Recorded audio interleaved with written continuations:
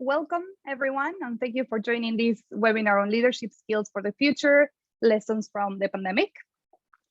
A little bit of housekeeping before we get started. This webinar is 60 minutes long, and we will have some time for Q&A at the end of the session. If you do come up with any questions throughout the webinar, please enter them in the Q&A box, which you can find at the bottom of your screen, and we will try to answer them at the end of the session. Now, let me introduce you to our webinar speaker today, Vicki Culpin.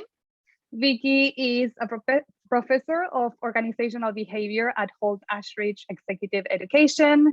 And today she will be sharing with us some of her findings from her latest research, Leadership in the 21st Century, Lessons from a Pandemic. On to you, Vicki. Thank you very much, Sophie. I clearly look very happy in that photograph. I obviously work in a very, very happy place. So where do I work? So Holt Ashridge is part of EF, so part of the world's largest education company. And being part of EF means that we can cover everything from language training right through to senior executive leadership, strategy, finance programs. So everything from language and cultural exchanges and educational travel through to open programs, online masterclasses, MBAs, taught qualification programs, and executive education, and everything else in between as well. So what I want to do today then is to give you the benefit of hindsight. So the benefit of that 2020 vision that is hindsight, and share with you some research that I've done and what I think that means for leadership in the future, but also taking us back a year to where we were at the end of 2019, the beginning of 2020, and then what we have learned during the past year, past 14, 15 months around leadership and what it means to be a leader and what that then means for the future. But let me start right at the beginning. This is a quote by a guy called Charles Smith. And Charles Smith in 1994 wrote a really interesting article, and I'll tell you the title of the article in a second. But in that article, there was this quote. He said, "The principal impediment to changing an organization's strategic direction is its existing culture. That is, people's current beliefs about the limits of what is possible." So what he's actually saying is where we are currently, what our current experiences, what our current expectations, what our current views of the world limit the future, limit what we think is possible. And of course, that's completely understandable. And in fact, later on in this session, I'm going to talk about how memory works. And memory works really, really fundamentally based on our own experiences and our own expectations of the world. It dictates how we view the world, when we get up in the morning, how we feel, what happened the day before, previous experiences in our life dictate how we see the future. But that means, of course, that it has limits. So what would happen if we could see the future? Because then those limits would disappear. If we were able to live our lives into the future, then it would mean that we could be more creative and we could be more innovative. We'd have 2020 hindsight. And that was the title of Charles Smith's article. He called it the Merlin factor. And the reason he called this article the Merlin factor was because Merlin the wizard from Arthur and the Knights of the Round Table allegedly lived his life backwards. So in this myth, Merlin was born in the future and lived his life backwards. Now, that's quite hard to get your head around, but what it meant was that Merlin knew everything that was about to happen. And that as a wizard was quite a good skill to have, that he was able to help Arthur because he knew the events that were going to happen before Arthur knew them, because Merlin had already lived them. He'd lived in the future and was coming into the present as he got older. And Charles Smith said, wouldn't that be an incredible leadership skill to have? The Merlin factor, to be able to live with that hindsight, to be able to live with that knowledge of the future. And wouldn't that make us amazing leaders? Of course it would. And in a way, current leaders do have a little bit of the knowledge of hindsight, because we can ask the people who are doing the job that we aspire to. We can ask the people more senior to us in the organization. And that is a little bit of hindsight. What do I need to do to get to where you are? What do I need to do to emulate your success? So it's a little bit like hindsight. But in 2005, some colleagues of mine at Ashridge took this idea of the Merlin factor and said, wouldn't it be fantastic if we could take the lessons of really senior leaders, so very, very successful leaders at the pinnacle of their career, chief executives, managing directors of big organizations, and ask them one simple question. And that question is this: what do you know now you wish you had known 10 years ago? So for these really senior, successful leaders, what did they now know? What were the life lessons? What were the battle wounds and the scars and the positive experiences? What was their learning that had taken 10 years that enabled them to be successful? A bit like the Merlin factor. Could we use their lessons as hindsight for future leaders, leaders who were more junior in the organization? And the idea was, and it was quite a bold idea, is if we could take these lessons and put them into an Ashridge program, could we accelerate the learning? So rather than taking 10 years, could participants do it in 3 days? Maybe slightly optimistic, but a really great premise. Can we take these critical events, these critical life lessons that have enabled this leadership success? What are they? And could we put them into a program? So we did 2 pieces of research. We did the first one in 2005, as I said, and the critical incidents, the things that these really senior leaders said were fundamental to their success, fundamental to them learning to be a good leader, with things like managing the self, managing change, dealing with staff, dealing with peers, dealing with success, failure, and delivering bad news. In 2005, those were seen to be really critical. In 2018, myself and 2 colleagues said, the world has changed quite a lot since 2005. Maybe these critical incidents have changed. With the advent of the Internet of Things and technology and things changing at a great pace, maybe fundamentally leadership has changed. So let's go back to a different set of senior leaders and ask the same question. So we did that in 2018, and the critical incidents that came out of that research were these things: better relational skills, stronger people management skills, the ability to adapt, emotional intelligence, confidence to speak up, navigating internal politics, and so on. So in 2018, we were pretty smug. We thought, well, that brings the research up to some kind of longevity that will last a few years. Fantastic. We now know about leadership skills of the future. We now know how to equip future leaders. All good. And then, of course, 2020 came along. And during the pandemic, I thought leadership could be really fundamentally changing again, possibly more fundamentally than a move from 2005 to 2018. Because what we're asking leaders to do, what the result of the pandemic has on our individual sense of self and purpose and drives and motivations and passions and vision, maybe that is fundamentally changing the nature of leadership. And so in 2020, I did for EF this research again. And for those of you who haven't downloaded or have accessed the research report, please do so. It's a free to access research report that gives you more details of what I'm about to talk about today.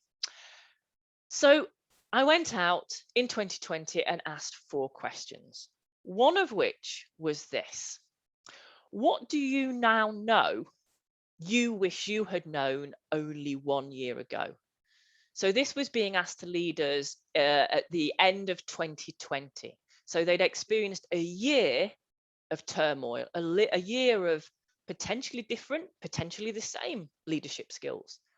But regardless of what people were thinking about, if you just thought about where you were in December 2020, what did these individuals know now they wish they'd known only a year ago, personally, professionally? So we would love to hear from you. We've got 150 people on this call from all the way around the world, and I would love to hear from you. What you wish you know now, you wish you'd known a year ago. So where are we now? We're in May 2021. What do you know now in May 2021 that you wish you had known in May 2020? It might be personally, it might be professionally. So Sophie is going to launch Mentimeter. So those of you who haven't used Mentimeter before, if you just pick up a device, an iPad, a tablet, a phone, and go on to menti.com. And then when it asks you for a code, the code is 17364444. And then just type in a few words, and we'll be able to see the word cloud forming in front of us around what people wish they'd known. Oh, there's a fantastic one there already. Be brave, love it. Hybrid working, yeah. Word of the week, definitely. Resilience, we'll come to that in a second. Engaging for performance, galvanizing folk, absolutely. Virtual valor, I have not heard that before, and I may well steal it. I think that's a fantastic word. And now, of course, I wear specs, and the words are getting so small I can't actually see them. But let's still go. International yoga, yeah. Afraid, yeah. Virtual meetings, discipline, interesting one. What else have we got? Community, yeah, we'll talk about that in a second. Pause, we'll also talk about that in a second too. Life is short.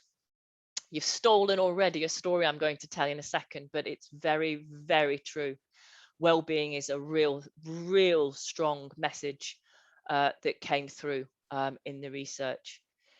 Interesting that as our words are getting smaller and smaller and smaller, the one that isn't changing in size at all is resilience, which is absolutely at the heart of this and is clearly at the moment the most popular. Well-being and resilience coming through. Self-care, compassion, absolutely.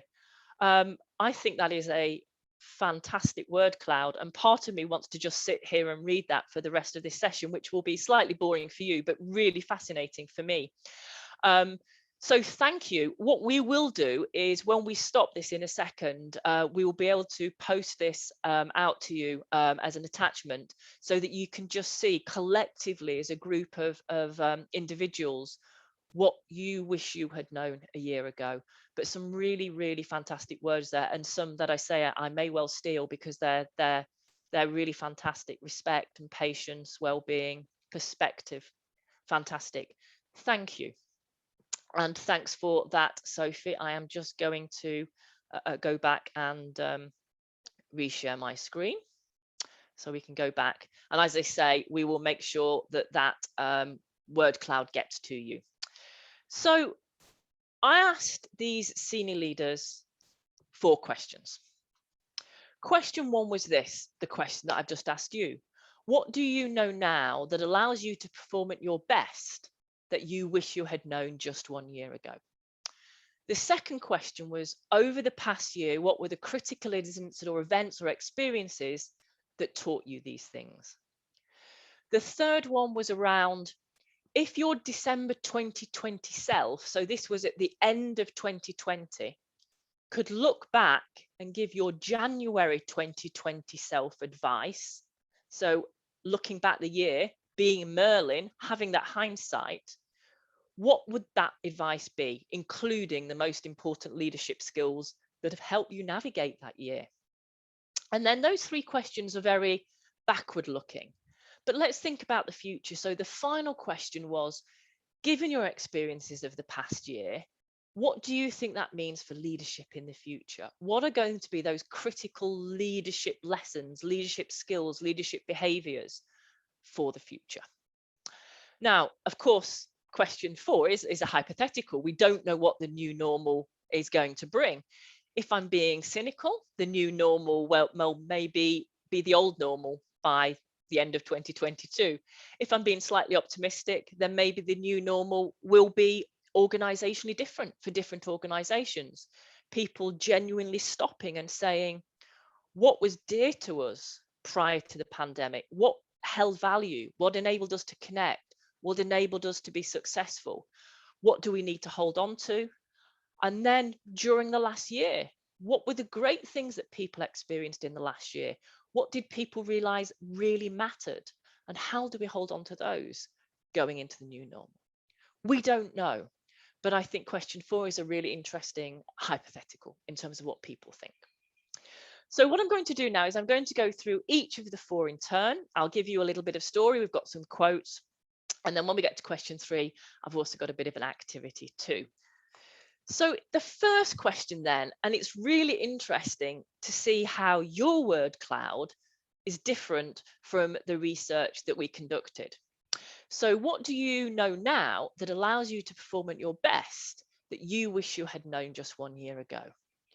The overwhelming, not surprisingly, the overwhelming response was around virtual working. The majority of that was very positive, that people were saying, I've realized that actually I can work virtually, that I can connect with my team virtually, that virtual work running of my business is possible, that I was able to pivot my business to virtual relatively quickly. People talked about a need to change how they defined leadership.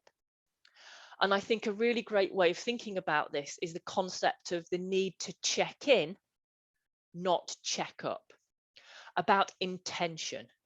And a lot of the people who responded to this research talked about how moving to the virtual meant that some of their behaviors as a leader were often misinterpreted because of the change of the medium. And that there was a lot of learning around that checking in, not checking up. How do I show and demonstrate the right intention? How do I show to my team that I want to speak to them on a Zoom call, not because I want to find out how productive they are, but I genuinely want to know if they're okay? And how can you do that when it feels quite formulaic and I'm not just bumping into somebody in the corridor? People talked a lot about communication and communication skills, and in fact, communicating even when there is nothing to communicate. Human beings hate vacuums. They hate ambiguity. The reason that human beings often have visual illusions is because our brain fills in the gaps when our perception has gaps in it. So when we see something that is ambiguous, can be interpreted in multiple ways with our eyes, our brain fills in the gaps to interpret it. And that interpretation is based on our experiences. So as human beings, we are constantly filling the gap. If there is no communication, people fill the gap. And of course, we don't necessarily fill the gap with accurate, factual information. And of course, that's how organizational culture is created, by stories. So if the communication is not regular, and if you're communicating, even if there's nothing to say, if that's not happening, people are telling stories. So a lot around communication, which initially just disappeared. And then leaders were having to start thinking about how to communicate in a different way, as effectively and frequently. And there are some quotes here that I think really bring that to life. One of the things that a lot of people talked about, not surprisingly, is around well-being. And the second question specifically when we talk about the events that enabled them to learn these things. So safeguarding my own health and well-being is the first priority. I can't do anything for anyone else without that. The second one around successful leadership depends on the quality of attention and intention. And I think that is a wonderful, wonderful quote. And it relates to this idea of checking in versus checking up. What is your intention? And how is that perceived by others?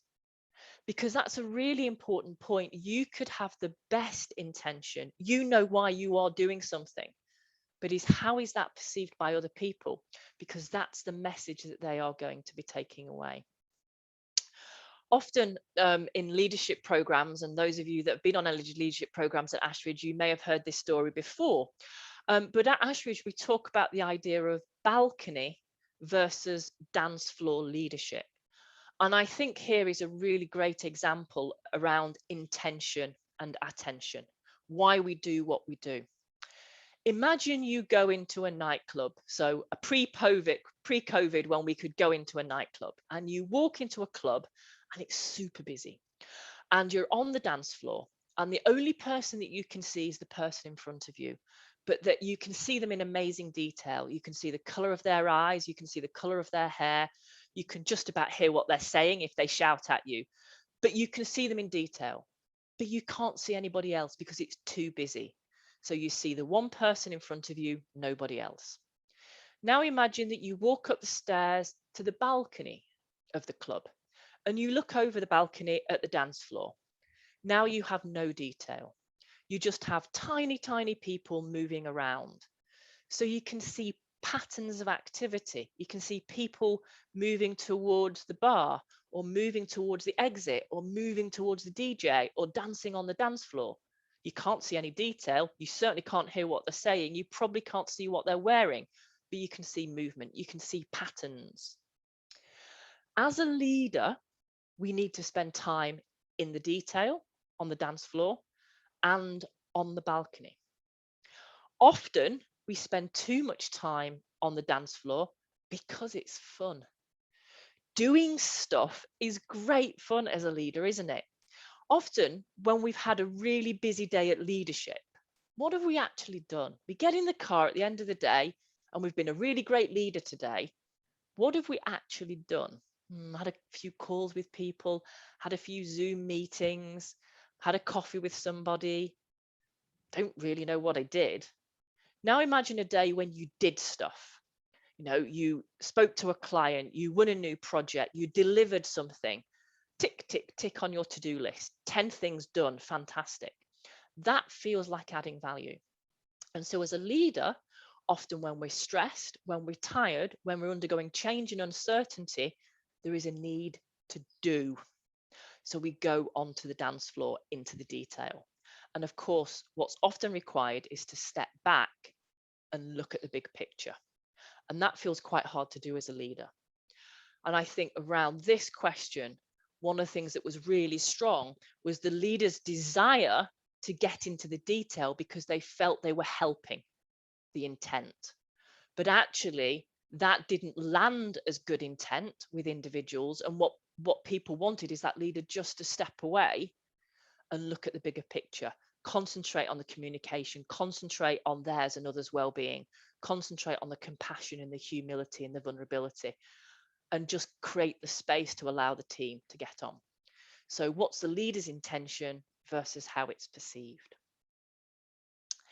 The second question was around what were the critical incidents that taught you those things that we've just talked about? And not surprisingly, the actual COVID-19 itself, being locked down, experiences of virtual working, positive and negative, taught them the importance of well-being and connectivity and leadership. What really came across was well-being, that actually fundamentally, from a leadership perspective, well-being became front and center. Well-being of themselves, well-being of their family, well-being of the people that they worked with. Not just necessarily physical well-being around COVID, but actually really fundamentally connecting on a human level. So again, let me give you some quotes to explain a little bit around that. So that quote there about personal crises and bereavement, really bringing to the front a greater focus on well-being. And let me give you a story that I think really brings to the front how important well-being is around this. And this is a story that a participant told me. So I absolutely have to give credit to this participant. He told me it at the end of a program, and I was so touched by this story that I asked his permission to share it. And any of you that have been on any resilience programs that I do will have heard this before. But I think it really brings to the fore why well-being is so important and has been over the past year. And I think will continue to do so. So this participant said to me, he said, my father, when I was 21 years old, took me out for dinner. I graduated from university and my father took me out for dinner and said, I have one life lesson for you. And this participant said to me, this lesson, it was so fundamental to how I live my life that I'm going to do exactly the same to my daughter. She's about to graduate in a few months' time. I'm going to take her out for dinner and tell her this life lesson. And the lesson was this. He said, my father said, never forget how quickly the organization will replace you if you were to die on the job. And never forget how impossible your family will find it to replace you if you were to die on the job. Use your energy accordingly. Now, I think that says it all. But also, I think often, and I work in the field of well-being in terms of my research and my teaching, and often it takes a critical event for people to realize this. Often people suddenly realize the importance of well-being when they're ill themselves, or a family member is ill, or a team member or a colleague is taken ill or passes away. Collectively, as a globe, as a world, we have experienced this over the last year and a half. And now we're starting to understand how important from a leadership perspective this is. This isn't the domain of the personal. This isn't about what people do outside of work anymore. It is fundamental to what people are looking to leaders for. So the third one then was, what would that advice be? If you had that Merlin factor, if you had that ability to look back and give yourself advice from the heady heights of experiencing the past year, what would that advice be? And here, something that came across really strongly, well, in fact, two things. The first one was around learning agility and psychological safety. That these leaders said, what I have realized is that you have to constantly be curious. You have to constantly learn, that everything that happens, whether it's positive or negative, you can learn from. That agility is really critical. And I think that is really important for future leadership. The second thing they said was around psychological safety. When we as leaders are holding an unknown space, nobody knows what's going to happen. I often say to leaders, you need to give yourselves a break. None of us have experienced a pandemic before. None of you on this call today, I don't think, will have been old enough to have experienced the 1918 Spanish flu pandemic. So none of us have experienced this in the way that it's happening. We don't have the answers. So that ability to hold the uncertainty requires psychological safety, because people need to feel safe to say, I don't know, I'm struggling, I don't have the answers, we don't know what direction we're going in. And that requires psychological safety. And the other thing that people really said, as you can see by the size of the words in the word cloud, was around what I've called the human side of leadership, that ability to connect. What we at Ashridge often refer to as the ordinary hero. Again, a little story for you. If you think back to the best teacher you ever had at school, or the worst teacher you ever had at school, I should imagine that you don't need to think very hard before you can think of who they are. You can probably remember the name, you can definitely remember what they look like, and you probably know why they were the best or worst teacher. They probably said something to you as you were leaving the classroom one day. Vicki, maths is not really your strong point, but wow, you really work hard. You really try. I'm really impressed, Vicki. And I might remember that 40 years later. They took time out of their day to connect with me. Not about what I was doing, not about my maths, but the fact that I was trying. It was something about me as a person. They won't remember me.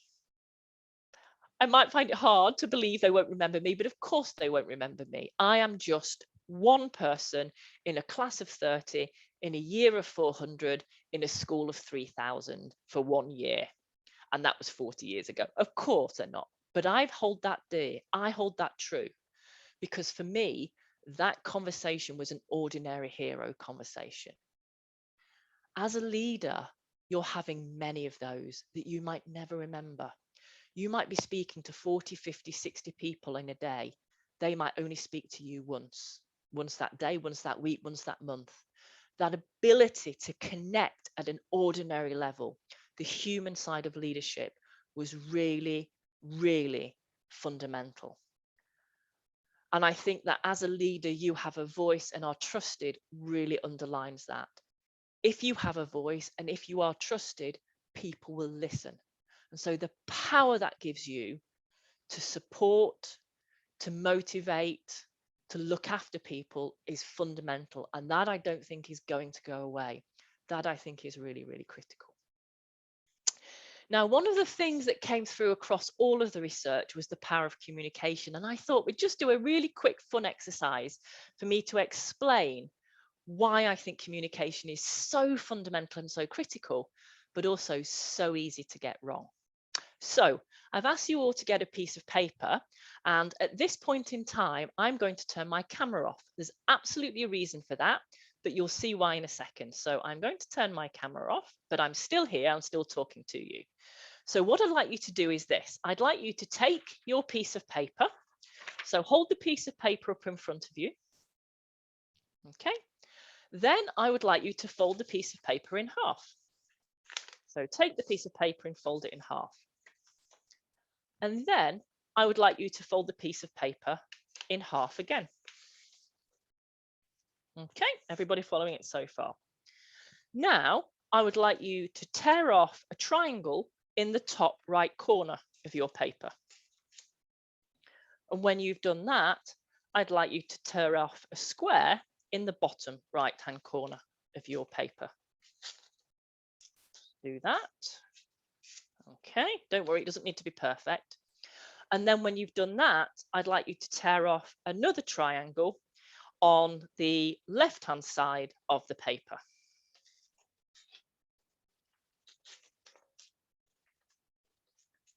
And finally, I'd like you to tear off a triangle at the top of the paper.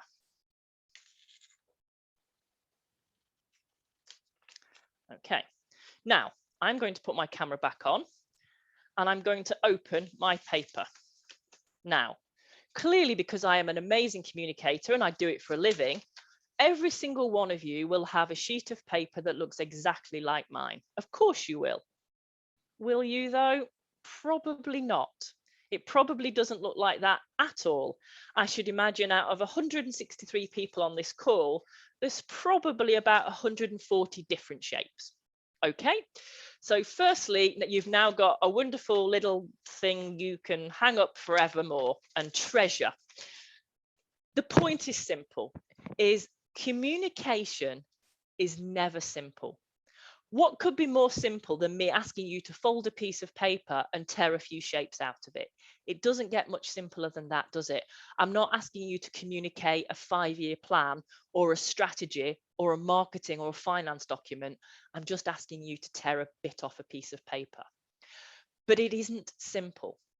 And so imagine the mistakes or the misinterpretations or different interpretations people make when they are communicating something more complex. When we are working in the virtual space, and whether we stay virtual or whether we go to hybrid, I think we're fairly certain that we'll constantly be using the virtual space as a form of communication. It is so important to remember how the very fact is that simple communications are very, very rarely simple. When I told you to fold the piece of paper in half, of course, you could have folded it half landscape, or you could have folded it half portrait. So you could have folded it this way, which, it's long ways, or you could have folded it short ways. The choice of that would have been down to your personal experiences, the way you normally fold paper, how you held it in your hands. But I didn't tell you. I just said fold it in half. In my head, that was pretty obvious. I just folded it in half. But you couldn't see me, so you didn't know what I was doing. We were on a call where we couldn't ask questions, so you couldn't clarify. Removing the camera takes away so much of that data. How many of you do Zoom calls when your camera is off? Either you choose to have your camera off, or your camera is off because of inadequate bandwidth, or your camera is off for another reason. There are a whole myriad of reasons why we have to do it, but it means that communication the quality of the communication reduces. Firstly, that means that people will misunderstand or misinterpret.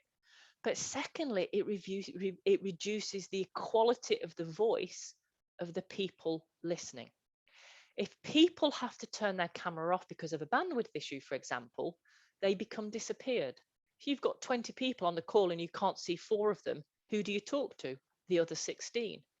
If they then have to mute themselves because their bandwidth is even poorer, or they're in a noisy environment, their kids are at home and they need to mute, they become even more disappeared.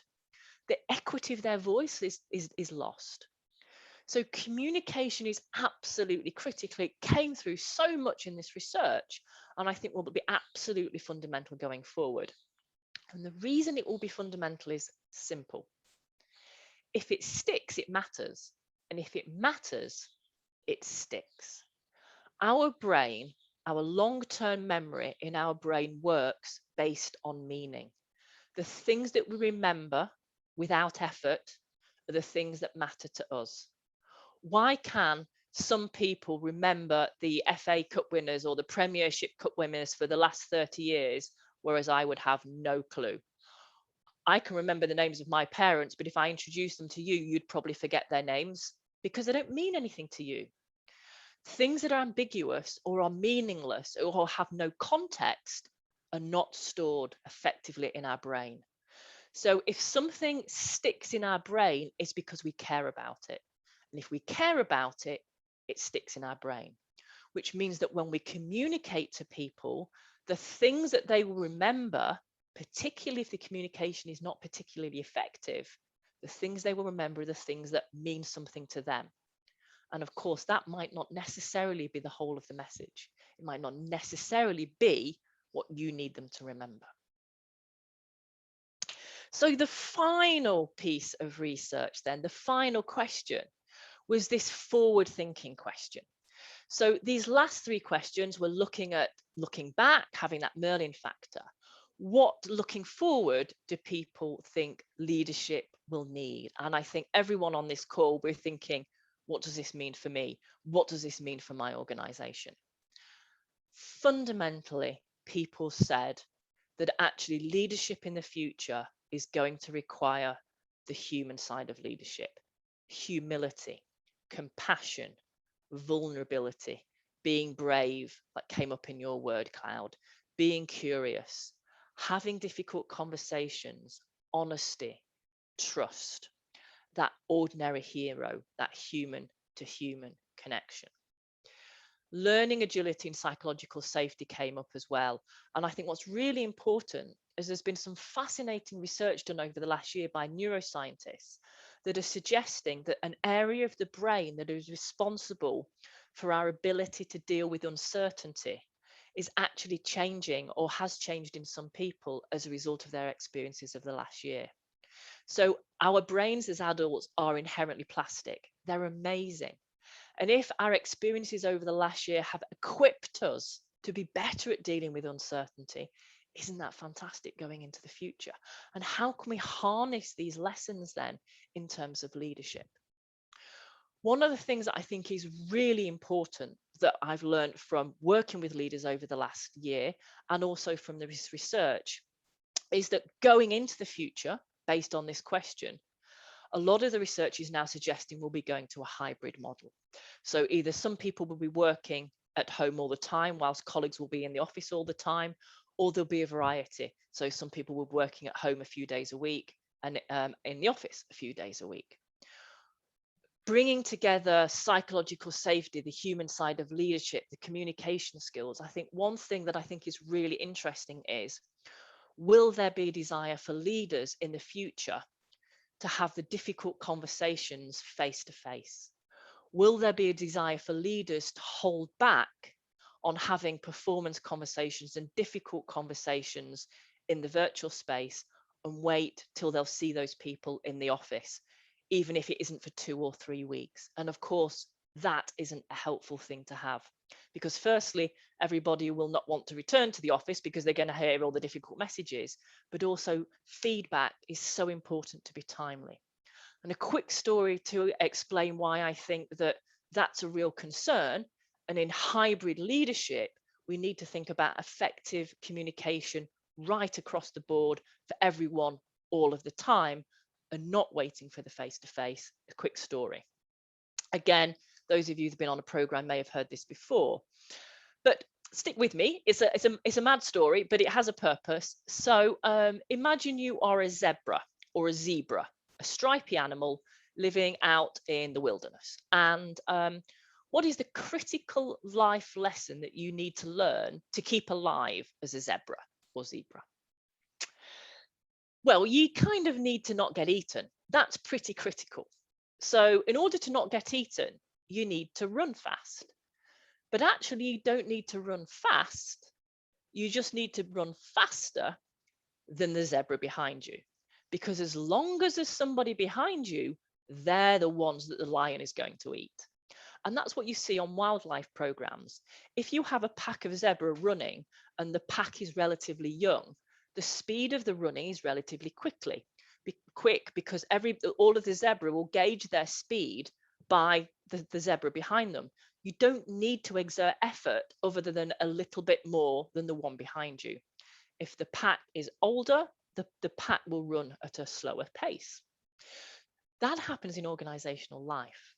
So whilst you're not having those difficult conversations, whilst you're not having those performance conversations because you're waiting to go back to the office, everybody's looking at the slowest zebra and saying, well, I'm not going to be in trouble because they're the one not performing. So the performance of the whole team slows down because everybody knows there's a slowest zebra behind them. The longer those conversations are not had, the slower the performance of the team becomes.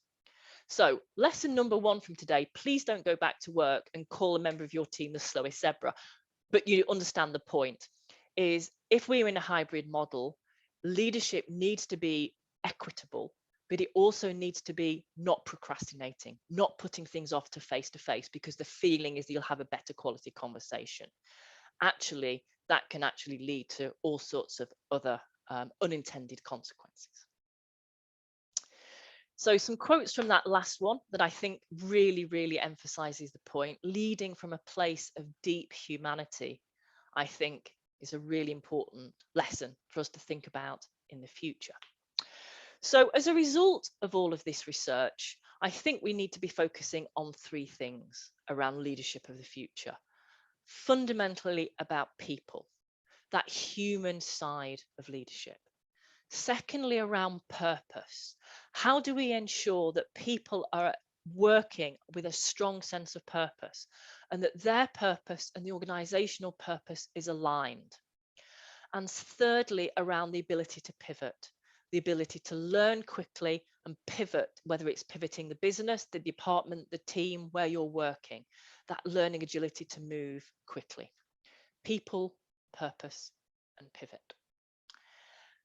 And so a couple of things to leave you with before we go to Sophie for questions from all of you is, this is a quote from a participant, and I think this is a fantastic quote to end on, which is, we need to make sure that we translate the learning from this past year into leadership of the future. And the final thing I'd like to leave you with is this, is in the UK, the BBC a few months ago did a bit of photojournalism where they went out and asked people of all ages what they would write in a letter that explained how they'd experienced the pandemic. So if they were to write a letter to themselves post-pandemic that would stop them worrying about what they were going to experience during the pandemic, what would that letter say? So here you can see for example, that Effie says, I would say you're about to go into something strange. You won't go to school and you won't see your friends, but you get to homeschool with mum.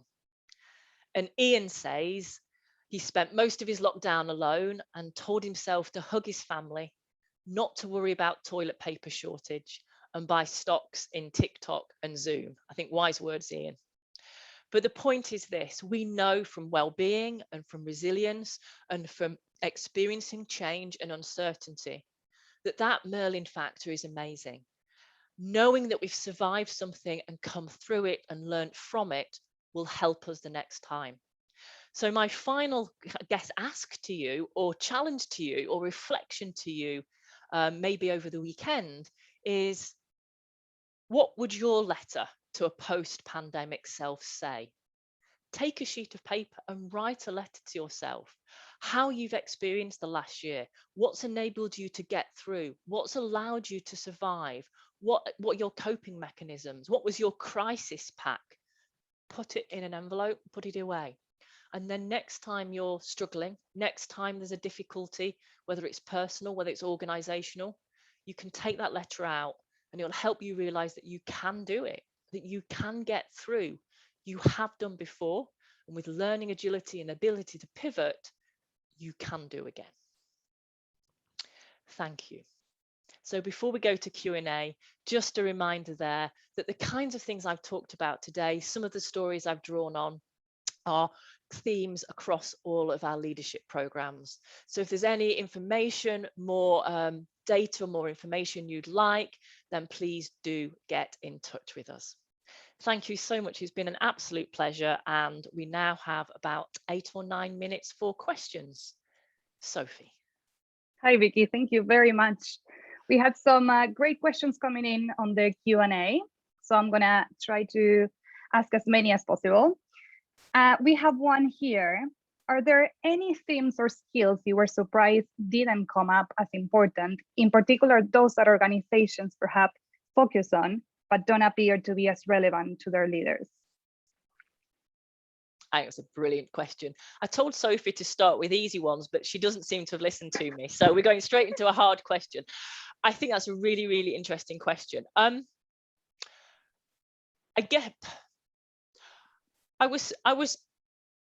suppose I was pleasantly surprised that the things that emerged were very, very behavioral. I've worked in the field of well-being for 20 years. And when I started in that field, nobody talked about well-being. When I moved to Ashridge 15 years ago and I tried to get well-being on a program, I would have to really persuade clients, say, just squeeze in for half an hour here, and they'd do it to be nice to me.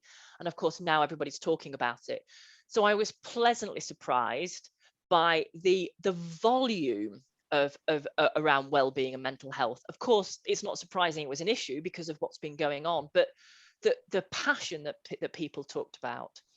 I guess I was also surprised that there was an almost complete absence of reference to the harder skills that you might expect around leadership.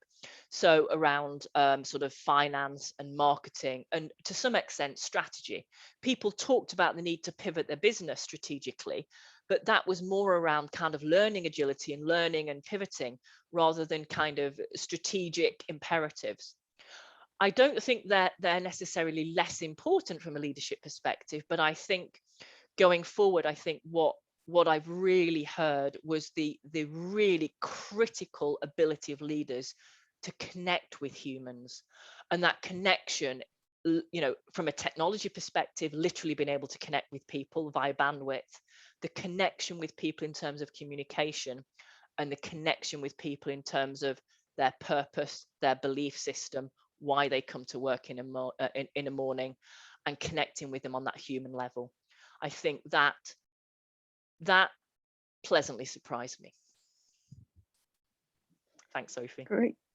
Yes, we have another question here that came through as you were going through one of your slides. How do I get on the balcony? Great question. Yeah, it really is a great question. Often with practice. So what happens is if you are spending a lot of time on the dance floor, it's about stopping and asking why. Because sometimes in leadership, you have to be on the dance floor. Maybe you're in the middle of a crisis or a huge change program, or you have a staffing issue and there are not enough people and you have to get there on the detail and roll your sleeves up and do stuff. So I think the first question is to say, if you think you are on the dance floor too much, why is that the case? Is it something that is systemic? Is it something that is about you? Is it that you're managing your own anxieties or belief systems or how you think you're adding value, as opposed to what really genuinely needs to be done? And I think if it's the former, so that you think that you're doing it because you're trying to add value, but it might not be the right thing, or you're doing it because you're exhausted, or you're doing it because you're having too much fun in the detail and actually you realize you need to step away, then I think that's the first thing. The second thing I'd say is share it with your team and ask them to be really honest with you. Because what often happens if we spend too much time in the detail is that the team feel disenfranchised, disempowered, because you're doing stuff that they could or should be doing. And that might feel like a temporary relief to them, but actually then they'll start to say, well, is it because they don't think I can? I'm not trusted. I have a competence issue. So if you actually share with your team why you're on the dance floor too much and ask them to hold you accountable, that can actually be really helpful, because often we don't even recognize we're on the dance floor until somebody taps you on the shoulder and says, you're kind of in the detail here, maybe step back a bit.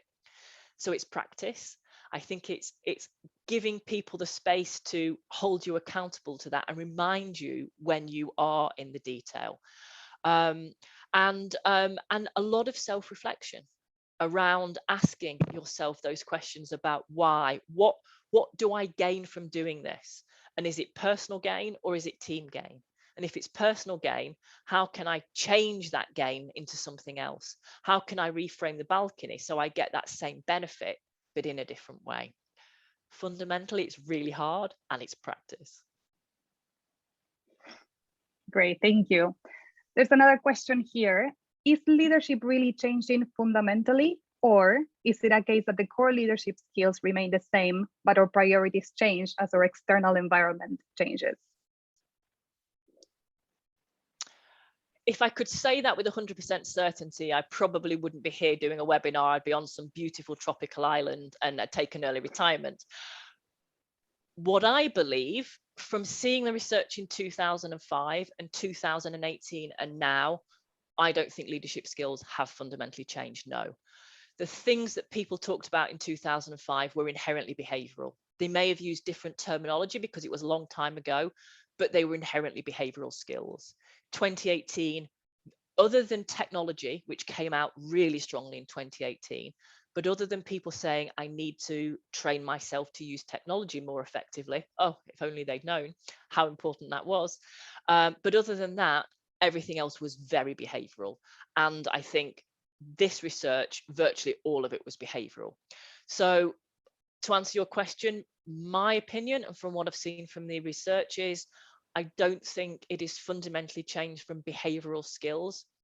I think some things we're hearing now that we wouldn't have heard a few years ago, compassion, for example, humility, being okay with not having the answers.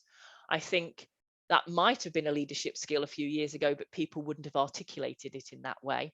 So I think maybe even leaders being braver to be able to say, or followers being braver to be able to say some of these things might have changed fundamentally. I think at the core, it's about behavior.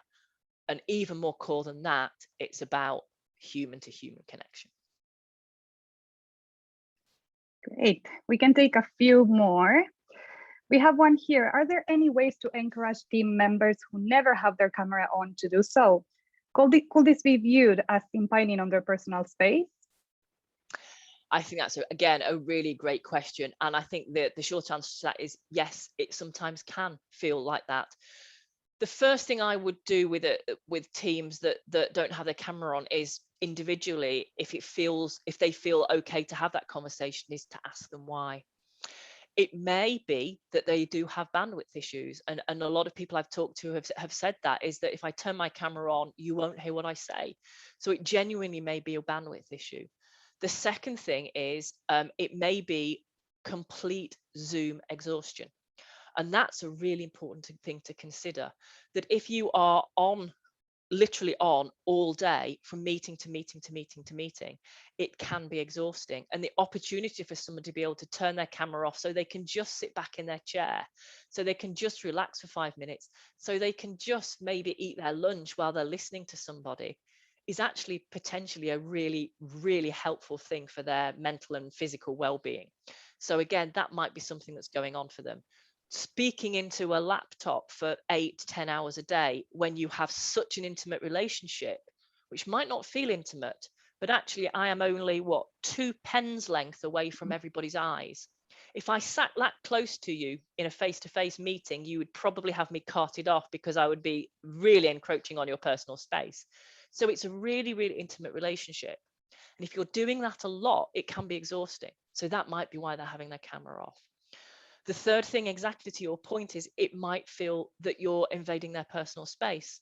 They don't want their boss to look into their bedroom or their study or their cupboard or their child's pink unicorn bedroom or their garage or their shed or wherever they are. Absolutely, it might feel like a huge intrusion into people's personal space and make them feel very, very vulnerable. So I think for me, I think if it feels okay to do so, is to have that conversation with that individual and try and understand why. And then talk about the consequences and how you as a leader and can help them still have that equity of voice if they are having their camera off, and what you can do to make sure and be almost hyper aware of the people that have cameras off. So as long as they're doing it for a reason that you understand and they understand, and then working with it. But I think you're absolutely right. I think there are a multitude of reasons that people have cameras off, and people just turn them off because it's easy as well, and don't necessarily think about the consequences. The same attendee actually asked, where is your background from? My background, this is my house. This is where I live. When I finish today, I'll go back into my house. This is sunny Ashridge. So this is the Ashridge Executive Education Campus just outside of London. Obviously, the weather is like that all of the time, 365 days a year. But yeah, this is the office. Great. And then we can take one final question. Why humanity of leadership is only now seen as important when loving your staff has always been a key element of successful leadership? Can you say that again, Sophie? You started to break up. Sorry, yes. Why humanity of leadership is only now seen as important when loving your staff has always been a key element of successful leadership? I think that's a great question to end on as well. I suppose the question is it new, or are people feeling more able to speak about it? So it might be that you're absolutely right, that really caring for your staff at a human level has always been important. Whether leaders do it or not is a different matter. But I absolutely agree, from time immemorial, of course, caring for your team would help their performance. It may be that as a result of the last year or the last few years and the change in how people perceive leadership, it may be that followers, team members, feel more able to ask that of their leaders, that they feel more able to say, I need a leader, or I seek a leader, or I work for an organization that has a leader that genuinely cares about me as an individual and not just my output. Or cares about my output but knows that looking after me as a person will improve my output. That ability to connect. So maybe it is the bravery we talked about. Maybe it's a language that people are more comfortable and feel more psychologically safe to talk about this idea of connections. I agree. I think it's always been important, but I'm certainly seeing over the last few years, and certainly over the last year, that people are more able to express that need. Great. And unfortunately, we ran out of time. So thank you very much, Vicki, for a very insightful session, and to everyone who participated today. And thank you so much from me. And the word cloud is absolutely amazing. I will treasure it. Thank you so much for that. Take care and good luck.